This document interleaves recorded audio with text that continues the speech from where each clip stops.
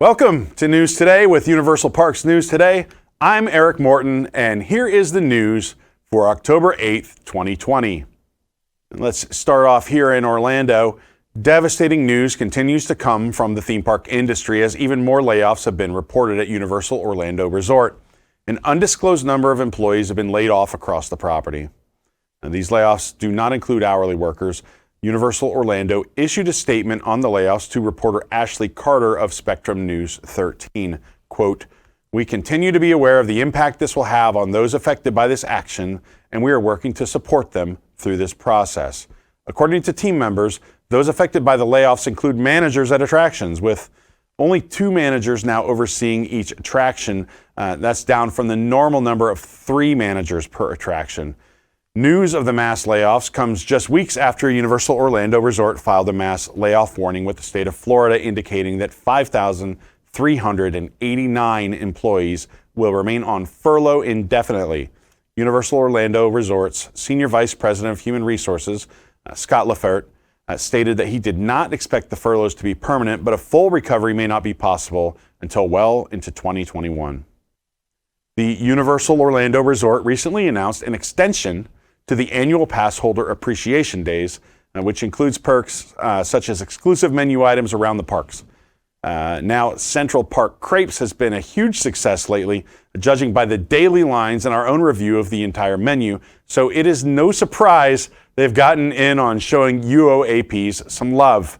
A new secret menu item is the chocolate banana cream pie crepe, and it's available for a limited time. It's exclusive to Universal Orlando annual pass holders. Banana pastry cream, chunks of pound cake, and crushed walnuts are wrapped up in a freshly made crepe, and then topped by whipped cream, Nutella, and even more walnuts. You can probably catch a glimpse of pastries being prepared through the window if you look close enough. The chocolate banana cream pie crepe is available for $7.99. This pass holder exclusive item is available now through October 31st. Another day, another queue set up at Universal Studios Florida. Recently, we noticed new indoor queues for the very popular haunted houses. A few days later, Universal added Universal Express and standby line options. The additional options likely serve to help manage these growing crowds. Signs at Revenge of the Tooth Fairy clearly direct guests to the correct line. A display atop the attraction's warning sign displays the current wait time as well. Team members are also available to direct guests to the proper queue. The entrance to Universal Monsters The Bride of Frankenstein has also been modified in a similar manner. After closing temporarily August 9th, Kang and Kodo's Twirl and Hurl whirled back to life in Springfield this weekend. Guests can once again enjoy this out-of-this-world experience on weekends only as they pilot their own saucer up and down while Kang and Kodos spin you into the next universe. This family-friendly attraction has no height restrictions, but those under 48 inches must be accompanied by a supervising companion. I will not break that down into metric. Sorry, folks, that were watching last week. I tried and failed on some metric system stuff, so can't win them all. Universal Studios Florida has been serving up some new specialty Halloween treats in honor of the 2 haunted houses that are now open daily. There are already some sweet treats themed to the houses, but now we've come across a new savory option from the Halloween Horror Nights food truck near the Tonight Shop. In an effort to give guests a variety, Universal has been switching things up occasionally, with each weekend getting better in our opinion. The Stolen Teeth sweet corn has now replaced the cheese curd brains, which in turn had replaced the original electro-fried skin and guts. Yeah, skin and guts.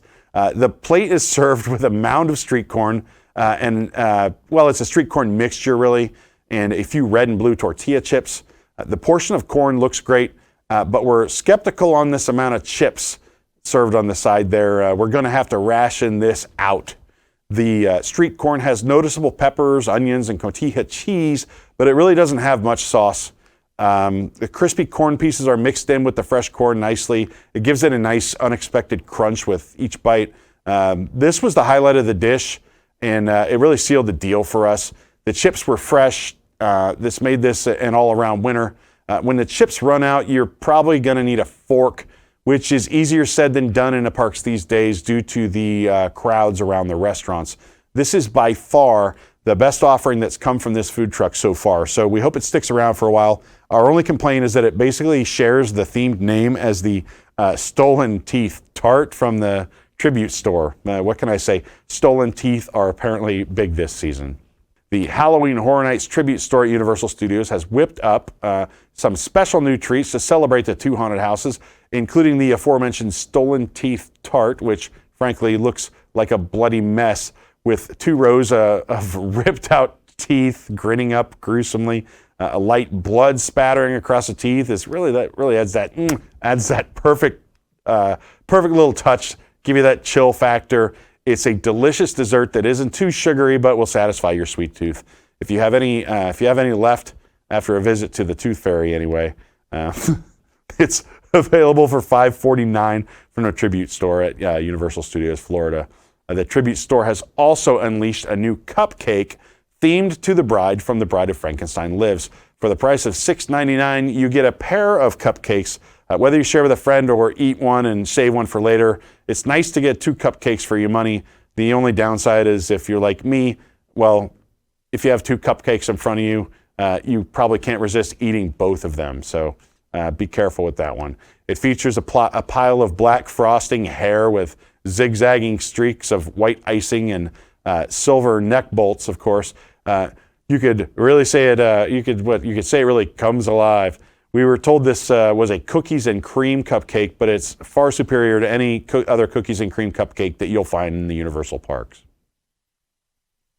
Universal is donating a 20-acre site to build an affordable housing community in Orange County, Florida. Ashley Carter, again from Spectrum News 13, tweeted the news. She said, "Just in, Universal is donating a 20-acre site to create an affordable housing community off of International Drive in Orange County. The community will feature 1,000 high-quality apartments. Universal is seeking a developer for the project, goal to break ground in 2021. That was Ashley Carter. You can see more from her at Ashley L. Carter 1. According to Ashley, the community will be off International Drive and will feature 1,000 high-quality apartments, like we said. Universal is looking for that developer. Hopefully this goes forward with the goal of breaking ground next year. I guess we'll just keep an eye on this for you guys. Let us know if you know any information. Feel free to email us. Universal Studios has rerouted haunted house queues through the vacant sound stages if you haven't been there lately. This change is likely due to increased crowds and eased restrictions in Florida.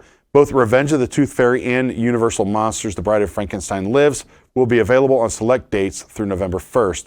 The new queues will keep guests out of the elements, I guess. Food carts are available in both of the extended queues. The Revenge of the Tooth Fairy queue also features restrooms. Guests enter through the Revenge of the Tooth Fairy queue under the Universal Orlando Resort marquee. The left side is the queue entrance. The right is the exit. Hot food options and cold drinks are available for those entering and exiting the queue. After entering under the marquee, guests enter switchbacks created in a large soundstage. In the indoor queue, guests are reminded to wear face coverings. Both men's and women's restrooms, like we said, are available in the Revenge of the Tooth Fairy queue. Guests waiting in line for Universal Monsters Bride of Frankenstein Lives queue outside of stage 24. This queue is currently using only its outdoor portion. Guests are reminded to maintain at least 6 feet between parties. The indoor portion of the queue uses tape to create switchbacks. A snack cart is available near the exit. It features soft drinks, water, energy drinks, beer, which you may need, and bagged snacks. All right, let's move over to Islands of Adventure. Do you remember waiting around while the kids enjoyed blasting passengers on water rides at Toon Lagoon? Or maybe you got a kick out of dousing them yourself as they floated by? Well, unfortunately, the water blasters stationed at Popeye and Bluto's bilge wrap barges and Dudley Do-Right's Ripsaw Falls have been shut down since the reopening of Islands of Adventure. Luckily for you, the water blasters have now returned. It's time for some drenching, so get ready. Get your drenching fingers ready. Though the water blasters are now open for public use at Toon Lagoon, we noticed that they closed some of the machines. Social distancing still remains a priority in the park, so it didn't really bother us. We prepared ourselves for some water cannon action. To start things off, you'll need a few tokens to activate your blaster. You can purchase those from nearby vending machines. You can purchase 2 tokens for $1 and 12 for $5. We splurged on 12 because who doesn't love drenching people for a few minutes? There were plenty of park guests to blast, and we wanted to make sure the fun lasted for a few minutes. Next, we chose Water Blaster number 6, Lucky 6. After inserting a token, you use these large red buttons to fire the water blaster for a few seconds. That's why timing is everything here. Squirting too early or too late will let your target get away. You can't have that. The blasters are numbered so that you can identify which one belongs to your machine. Just make sure you're aiming with the appropriate one, otherwise you'll waste your shot. Here comes an unsuspecting party now. We actually didn't man the water blasters. We allowed these ladies to shoot for us. The water blasters at Dudley Do Right's Ripsaw Falls operated the same as those mentioned above. Naturally, only a few of the machines were open due to social distancing again, but with traffic being light, we didn't have anyone to fire the cannons for us. The water blasters here also match the same numbers as the machines. Water riders are meant to be, well, wet. That's why you shouldn't feel guilty about adding to the fun. Go ahead and drench those suckers. Not only that, but when you score a hit, it's kind of a thrill. So go crazy, kids. Now that Jurassic World Velocicoaster has officially been announced for summer of 2021, we've been keeping a close eye on the progress around the construction site and have noticed more details and thematic elements being added daily. Let's take a look at some of the latest updates. Landscaping work has been taking place under the track behind Hogshead and Hogsmeade near the bypass bridge. This area was cleared out, but is now being filled with fresh vegetation that really brings the area back to life.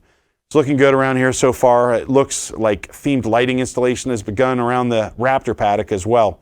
Wiring is visible in several places around the framework where the additional pieces will be added. Siding is now being added along the narrow frame that the coaster rides through along the back of the show building here. Looks like things are coming along very well. Over at Volcano Bay, Universal Orlando Resort has just announced that Volcano Bay Water Park will be closing on November 2nd, 2020 due to expected lower demand in the cooler winter months and usual annual maintenance needs. Universal states that they will look to reopen the park on or around March 1st, 2021. Just last month, days of operation for the water park were reduced from 7 days a week down to 5, with the park closed to guests on Tuesday and Thursday. Walt Disney World never even opened their water parks due to COVID-19 closure earlier this year and announced that they will open one of them around the same time.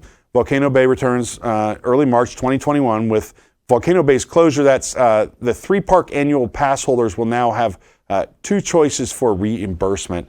They can either receive 2 additional months on their passes or downgrade to a 2-park annual pass and be reimbursed for the remainder of their ticket's validity. Guests can visit guest services locations to get this done. Over in Japan, the Super Nintendo World expansion at Universal Studios Japan has been highly anticipated for years. It's faced a number of setbacks in its journey, so we are excited to see that the expansion now has an opening window set.